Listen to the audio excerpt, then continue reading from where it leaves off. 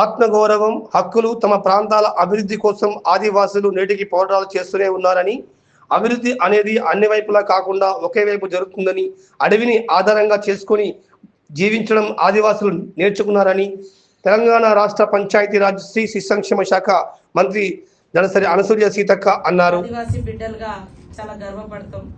ఎందుకంటే ఆ జాతులు మరి ఎవరికి అన్యాయం చేయనటువంటి జాతులుగా, ఎవరిని ఇబ్బంది పెట్టినటువంటి జాతులుగా, ఎవరిని దోచుకునేటువంటి విధానంలో లేనటువంటి జాతులుగా, ఆ జాతుల బిడ్డలుగా మేము ఖచ్చితంగా గర్వపడుతున్నాం. అయితే ఈ ప్రపంచంలో కావచ్చు, ఈ దేశంలో కావచ్చు, అంటే తరతరాలుగా వందల ఏళ్లుగా పోరాటాలు ఆదివాసీలు చేస్తూనే ఉన్నారు. ఆత్మగౌరవం కోసం కావచ్చు, అడవి మీద హక్కు కోసం కావచ్చు, ఇతరత్ర అభివృద్ధి కార్యక్రమాల కోసం కావచ్చు. వందల పోరాటాలు, వందల సంవత్సరాల పోరాటాలు, వేలు లక్షల మంది త్యాగాలు, ఇవన్నీ మరి ఉన్నప్పటికీ ఇంకా మా సమాజము ఎక్కడుందనేది మీలాంటి పెద్దలు, మేధావులు విస్తృతంగా చర్చ చేసి ప్రభుత్వాలకు గతంలో కొన్ని నివేదికలు ఇచ్చిర్రు.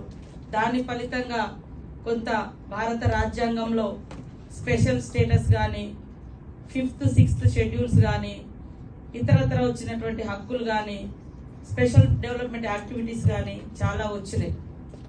అయినా కూడా అనుకున్న స్థాయిలో ఇంకా రాకపోవడం మూలంగా, ఆ డెవలప్మెంట్ అనేది అక్కడ లేకపోవడం మూలంగా మీలాంటి పెద్దలు ఇలాంటి సమావేశాలు, మేధావులు, ఇంటలెక్చువల్స్ ఇట్లా మా సమాజం కోసం నిజంగా నిలబడడం అనేది మా జాతులు చేసుకున్నటువంటి పుణ్యంగా మేము భావిస్తా ఉన్నాం.